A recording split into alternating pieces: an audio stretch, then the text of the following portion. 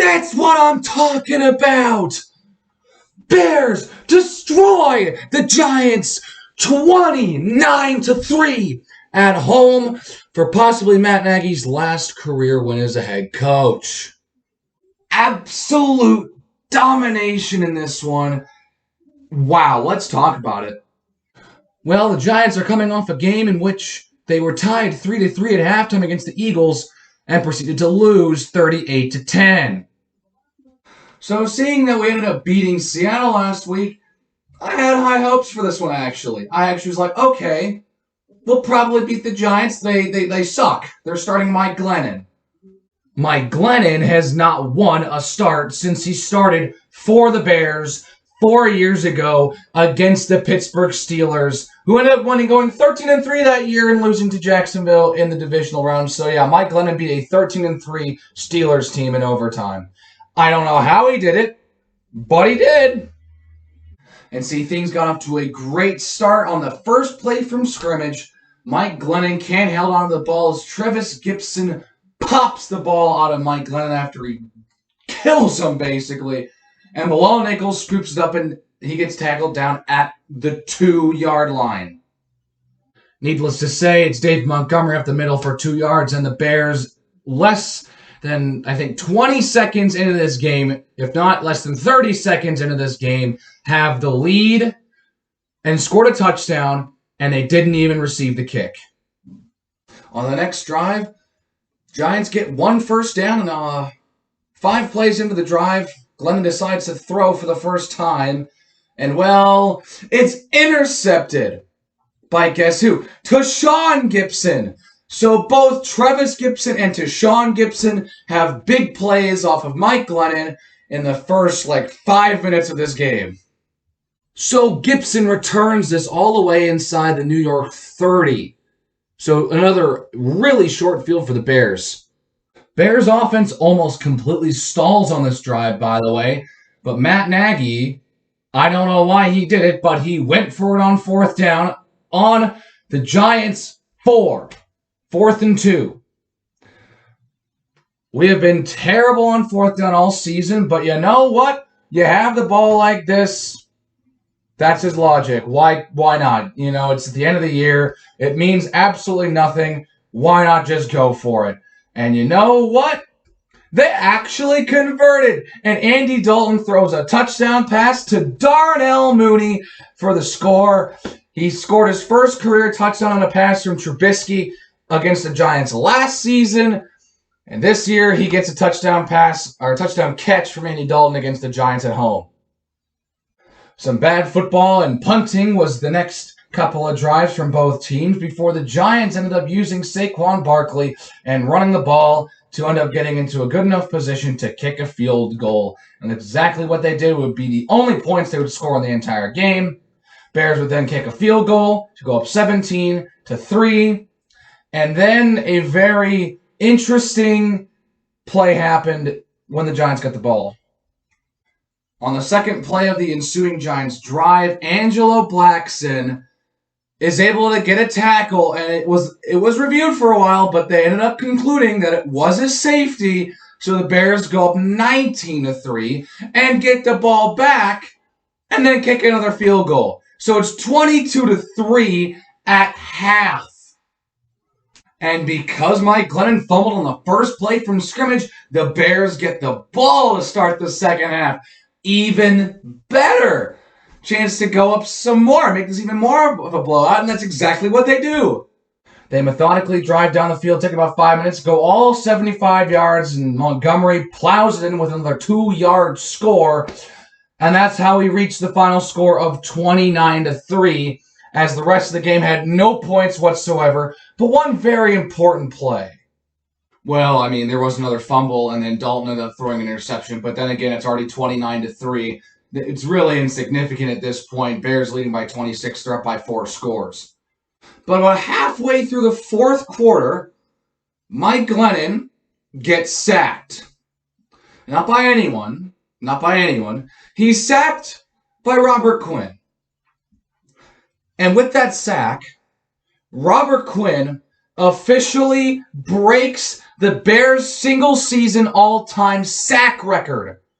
And that is a prestigious record for Bears history with the amount of fantastic linebackers, defensive linemen, defensive players in general we've had, especially on the line.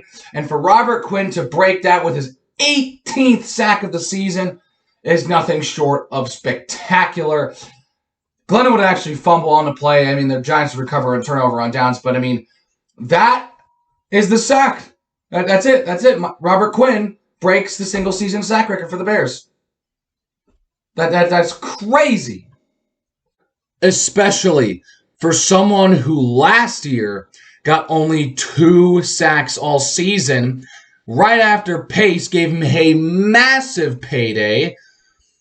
I don't know, like, he just gave him everything. He sucked last year. He's now showing that he is worth every penny. 18 sacks in just 16 games. So it's not like, it was a sack record broken because we had the extra game. No, he just did it in the normal 16 games. Mike Glennon would throw yet another interception to Deion Bush. And on the ensuing drive, the Bears just get a little cute and try to, run some trick plays or whatnot. David Montgomery ends up throwing a pass that gets intercepted. And that's the end of the game. 29-3. The Bears defense holds New York to just 3 points in the entire game. Granted, we were playing Mike Glennon.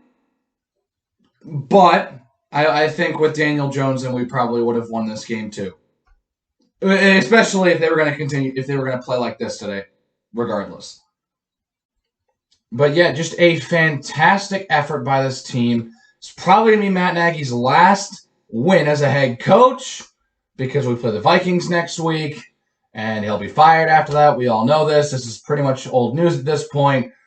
So good for you, Matt. You beat the Giants, led by Mike Glennon. Just to take your participation trophy and just go away.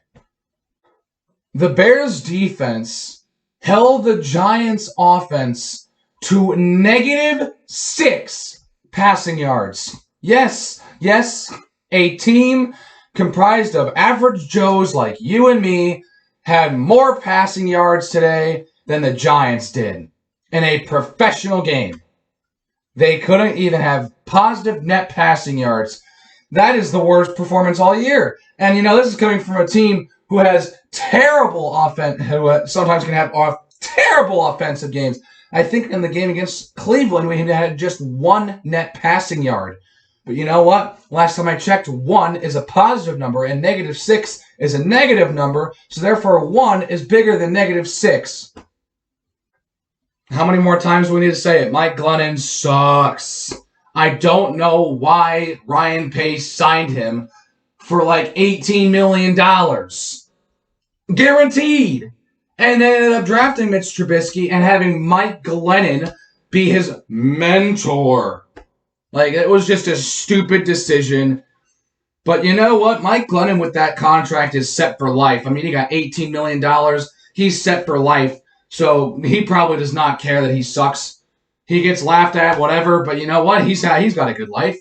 He's living the dream. He's a multimillionaire because he got an $18 million contract from Ryan Pace.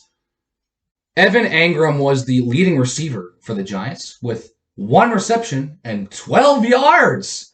Wow, that is impressive. Have yourself a day, Evan. And Saquon Barkley had 102 yards. He got his first 100-yard game, I think, this year, since 2019 because he got injured against us last year. So, I mean, honestly, for someone like Saquon, I don't really mind that. We still crushed him anyways, so good for him.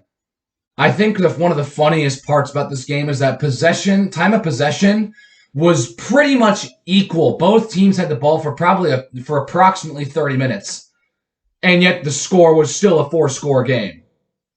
Look, the team's not that great, but you know what? They get 2 big wins on the road against Seattle, and then they destroy the New York Giants. And to get to their 6th win of the season, a 6-10 year right now, and it looks like it'll be a 6-11 year with our game against Minnesota on the road coming up next week. And frankly, this might be Mike Zimmer's last game as well. He's on the hot seat. It might be the swan song for both Matt Nagy and Mike Zimmer. So this might be a little pity game. Like, hey, you guys are gonna get fired. You want to just play each other for a consolation game? Go ahead, be my guest. But that's what we got next week to wrap up the season. The season's been lost for a while, and we got two meaningless wins. But you know what? It's nice to see them win regardless, especially when they lost all the important games. So at least just seeing a win and a win like this is, I guess, refreshing because we haven't had anything like this all year. So yeah, that's probably going to do it. I mean, we got the Vikings next week, and then the season's over. And there are going to be a lot of changes in this offseason. That is a video for another time. There's too much to put in one or two reaction videos, so it's probably going to be like a separate video for that, whatnot.